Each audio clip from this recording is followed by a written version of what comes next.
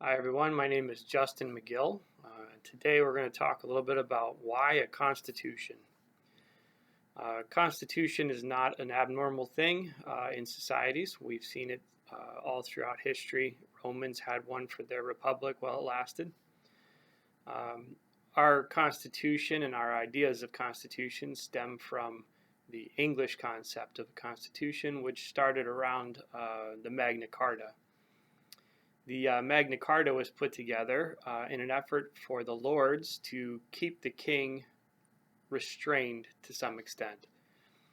So these lords all got together and decided to create a king. They put a king in charge of everything, and that king started taking more and more power. So to restrict that king, they put a Magna Carta in place to limit his power. The Magna Carta did not apply to most of the common individuals. It was essentially a way for the lords to restrain the king from violating their rights. It slowly developed. Other things were added to that until you have the current English Constitution, which is made up of several different items all kind of pulled together. In the United States, as the states started separating themselves from Great Britain, they started creating their own constitutions to set themselves off as nation states. John Dickinson said, "A constitution is the organization of the contributed rights in society, and government is the exercise of them." So a constitution simply organizes the government of a state. It organizes those rights that are contributed to that government. So our state governments were organized by the people of those states. They were put into a constitution that was written. That way the states couldn't come back later and claim different rights and powers that were not actually given to them. So we have written constitutions that allow every individual to look and see exactly what powers the state has, and if the state violates those powers, the people then have a standard to hold up against the state actions and push back against the state. The U.S. Constitution was formed by the states. It was the states giving up certain powers that they had that were given to them by the people of those states.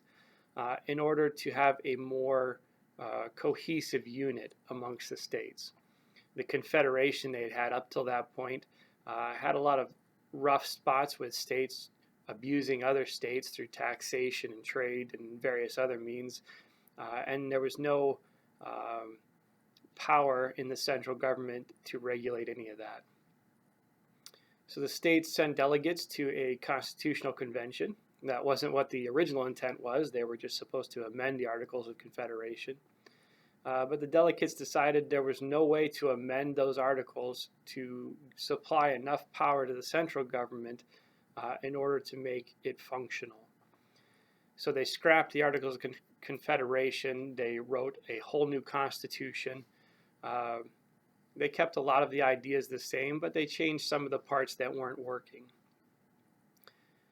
Now, it's important to remember that these states were only giving up select rights. This wasn't just a general handing over of all the authority of the states to a central government. We see that specifically stated in the Constitution also. The power of the Constitution isn't in the Constitution being present. So what do I mean by that? The fact that there is a constitution does not stop any politician or government from violating our rights. The Constitution itself does not do that. What it does do is it gives the people the authority to stop that government when it does violate our rights. We see in the Declaration of Independence that governments are instituted among men, deriving their just powers from the consent of the governed. The purpose for their creation was to secure our inalienable rights of life, liberty, and the pursuit of happiness. And it lays with the people, it's the rights of the people to abolish their government and to institute new governments anytime the current form of government is destructive to the natural ends.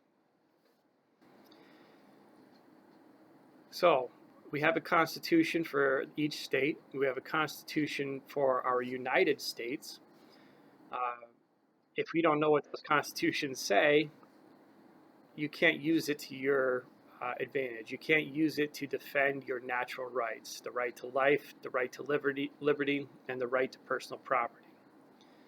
So it's very important to learn what the constitutions say. A lot of people pick up on catchphrases. A lot of people hear the Constitution says this or that, and that's what they go off of. But if you don't read it for yourself, you don't know. And beyond reading it, if you don't understand it, it has no value to you. We have a lot of folks, such as the military, who swear an oath to defend the Constitution. If they don't know what the Constitution says, what are they defending? So it's important to know, what does the Constitution say? Why does it say it? What was the purpose in the founders putting these things into our constitutions? I'll give you a couple examples that really stick out to me of people not knowing the Constitution.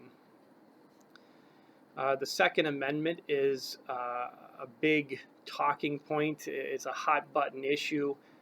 Most people think that the Second Amendment is about my right to have a gun.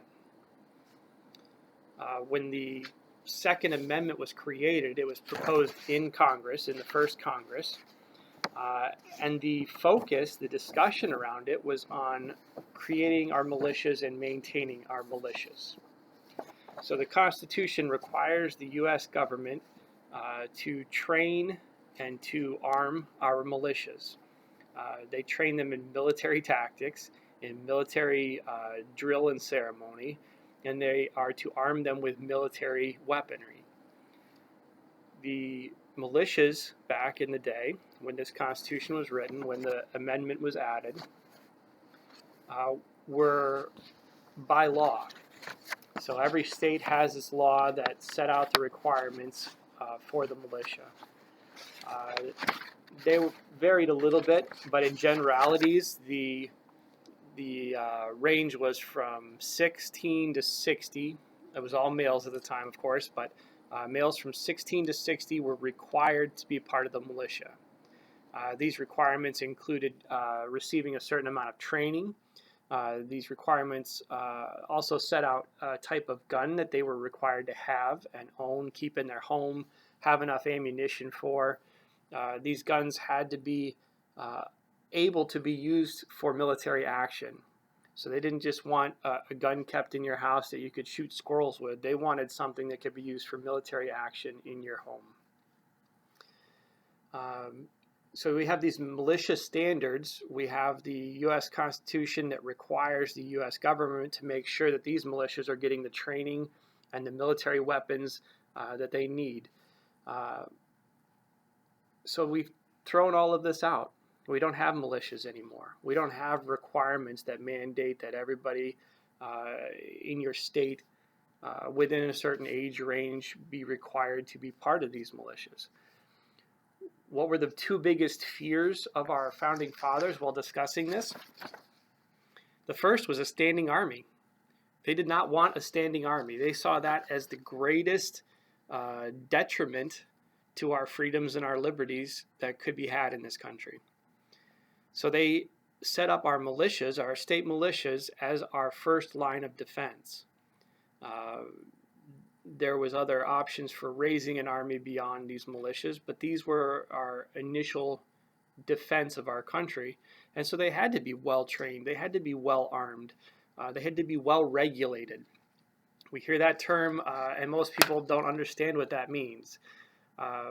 If you read a lot of George Washington's letters back and forth to Congress, some of Congress's discussion, well-regulated meant well-trained. It meant well-armed, well-fed, well-disciplined. So this was a very crucial component to our national liberty, but it was also a crucial component for state liberty. We see discussions around whether the U.S. government could tax individuals, whether the U.S. government could tax states, what those taxes would look like. And every time somebody suggested that the U.S. government could overtax an individual or could come after an individual specifically to get taxes, the pushback was always, well, there's the militia. There's never going to be enough U.S. government people to outnumber our state militia. So that abuse from the central government could not be delivered on the people. They had their defense, they had their militia. So this Second Amendment requiring the government well, let me back that up. The U.S. Constitution requires the government in Article 1, Section 8, the specific powers given to Congress. It's required that they arm and train the militia. Well, during this discussion on the Second Amendment, there was a fear that the central government would attempt to disarm the militia. Many of you, I'm sure, have heard of the shot that was heard around the world. It kicked off the American Revolution. The British were on their way to seize the militia's stockpile of military weapons, gunpowder, all of that sort of things at Concord. On the way, these militia, these Minutemen that were prepared to defend their state, stopped the British Army at Lexington Green. They stood in the Army's way in order to prevent them from taking the militia's weapons and ammunition. We don't know who fired the shot, but a shot was fired. People were killed, and the British continued their march on Concord. During this whole march, the militias of the states were coming out and firing on the British. When the British got to Concord, the militia had secured their weapons and their ammunition. They did not allow it to be taken away by the central government. So this is in the Founding Fathers' minds in the first Congress while they're debating the Second Amendment. They did not want the government to have an option to take away their militia, their protection. And they saw that power being given to the Congress to arm and to discipline our militias. And they said, what happens if somebody abuses that? What if somebody completely twists that around and says, now the government has the power to disarm the militias? So they wrote what we know now as the Second Amendment. The entire purpose of this is to make sure that we have an armed militia able to defend our freedoms. So we have people that don't understand the Constitution. They've essentially thrown out all of the Constitution and they're clinging to the Second Amendment in the belief that the Second Amendment allows them to keep a firearm, a pistol, a rifle, whatever you want to argue about. They're surrendering their right to a militia. They're surrendering the requirement that the U.S. government give them military weapons, train them in military tactics, all so they can argue about whether or not they get to keep their pistol. So you can see if you don't understand the Constitution, you can't defend your rights. Another example that really always jumps out at me, there's a movement right now, it's called a compact of states, but it's to have a national popular election. So what that means is states are agreeing that they will give their Electoral College votes to whichever candidate wins the popular vote nationwide. Not in their state, but nationwide. And there's some who consider themselves constitutionalists who are pushing back against this as a destruction of the Electoral College.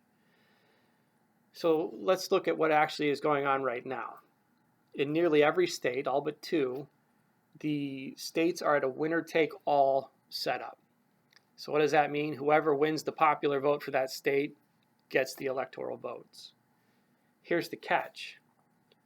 Nobody in that state is voting on the electors that they want to send to the Electoral College. It doesn't matter how the people vote. The Democrat-Republican Party chooses who the electors are that go to the Electoral College to vote. Why is that important?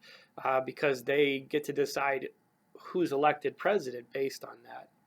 They require these electors that they choose to go to this vote. They require them to vote for certain people. So when the founders created the Electoral College, they had a couple of things that they wanted to make sure didn't happen. They were worried about what they called a cabal. So it was a group of very influential men getting together and choosing our president in spite of whatever election procedures we had. They were concerned about that. So they wanted to prevent them from having any influence on the election. They wanted to prevent candidates from walking away with an election. They wanted to prevent foreign governments from deciding who our president will be. So they created a system whereby each state got to send a certain number of electors, dependent on their representation in Congress, to vote on who the next president should be. These electors weren't told who to vote for. These electors were chosen at the last minute. There was no parties that had control over the electors. At the first election, half of the states, the state legislature appointed those electors a few weeks before they actually had their election. The other states allowed the people some right to vote in there. Some of them gave the people a selection of electors and let them pick from them. Other states let the people elect whoever they wanted to represent their district as an elector. But the states all had final say in who got to go as an elector. Now, a couple important things about that. There wasn't a year of campaign beforehand. There wasn't established political parties who already knew who they were going to choose for their electors, who already knew who they wanted to put in power as the president. They didn't have to worry back then about influence from other nations, because nobody knew who these electors were until end of November when they seated their electors. So the ability to influence our Electoral College was almost non-existent. You had 3 or 4 weeks at best to try to get around to all the electors and try to influence them in that way. It was a very effective way to prevent influence in our elections. So what do we have now? We have Democrat-Republican Party controlling all elections, deciding who the people get to vote for. They get to decide the electors, so it really doesn't matter who you vote for. They can make it happen any way they want. And when these electors go, they don't have freedom to choose anybody they want. They're told what candidates to vote on, and they're told how to vote on those candidates. So you have a discussion about whether a national popular election should count, or whether a statewide popular election should count, or even whether states should be apportioning electors according to district. None of it's relevant. It's not relevant because the parties, the Democrat-Republican Party, is the ones that are selecting the electors. You don't vote for who the elector is. You don't get to choose what manner of person you want going to elect your president. And the electors that are chosen by the party, they're not free to vote for anybody they want. They're told who to vote for and how to vote. So you can see, without an understanding of the Constitution, we can waste a lot of time and effort and money on petty issues that, if we actually followed the Constitution, if we actually enforced the Constitution, wouldn't matter. It's a little absurd to be squabbling over whether or not I'm allowed to have a pistol when the Constitution requires the U.S. government to arm me with a military-grade weapon and to train me in military tactics. I made this video because I want people to understand it's important what the Constitution says, and it's important why the Constitution says what it says. But if we don't understand any of that, We have no control over our government. They do whatever they want. It's all subjective, and there's no pushback against them that can stand up. So I encourage everybody, read your constitutions. Read the U.S. Constitution, read your state constitutions. Read the first state constitution for your state, and read the current state constitution for your state. If you really are interested in understanding why they say what they say, then you're going to need to learn a little bit about the history around that time period. You're going to need to read the notes from the Constitutional Convention where they discuss why they're doing what they're doing. Read their writings back and forth to each other during the time of ratification of the U.S. Constitution to understand what their goals are, but also what compromises they're needing to make. So nobody really got what they wanted out of the Constitution 100%. Everybody had to give a little bit here and there in order to arrive at the Constitution they have. So it's important to understand all of those dynamics that are going on. It's important to look at the state ratifying conventions, understand why states agreed to the Constitution, and also to understand why the states submitted amendments that they thought were necessary for the U.S. Constitution. Once we start to put all of that together, once we start to understand the Constitution, then we're able to enforce the Constitution against our government. That being said, without our state militias, it's a lot harder. So we have to start local. We have to start building local groups. We have to start building local power in order to push back on state government and push back on U.S. government that is overstepping their boundaries, that has violated our rights for their own purposes. Once you've gotten through the basics of constitutions, I would also encourage everyone to read the philosophers, the government theorists that the founders read to better understand why they set it up the way they did.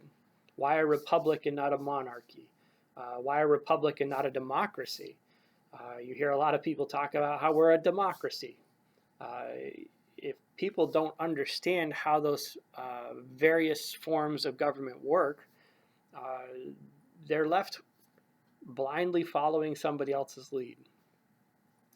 I'll have some more videos later on that we're going to touch on specific parts of the Constitution, what they intended and why they created it the way they did. But for now, I just encourage everybody to read your constitutions, spend a little bit of time learning what they mean.